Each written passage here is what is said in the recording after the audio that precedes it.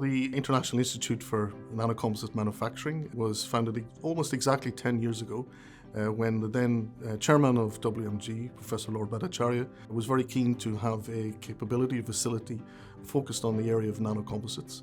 We started to discuss the possibility of establishing a centre very much focusing on the scientific and technical challenges around making useful composites out of nanomaterials. The IINM was founded in 2014. We opened the doors actually in November 2014 with brand new building, with lots of new facilities and the early appointment of new faculty and academic staff.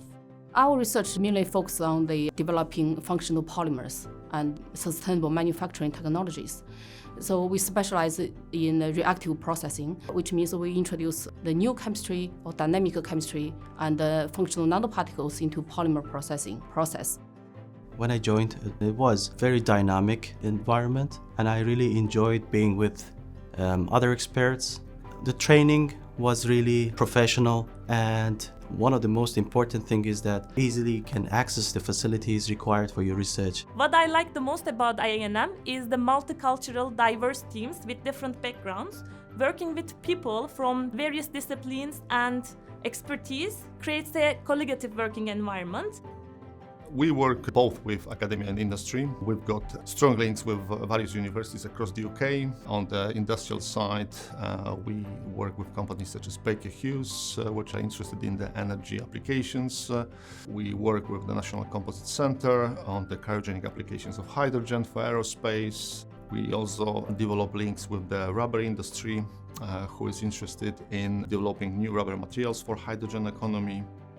I think industry should know that the IINM has amazing facilities to help delve into research problems that we're having, whether it's from the polymer processing side or whether it's materials characterization. The knowledge that is within this building, within this department, the facilities that are available, really help to get to the core of what that scientific problem is and really help us understand to be able to overcome that in an industrial environment.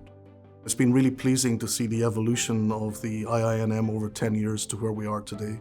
It's not just down to me, there's been very much a team effort of my other academic colleagues, but also a range of very, very talented students from all over the world, and that's been really pleasing. It is even more exciting now than it was 10 years ago in terms of the possibilities for the future.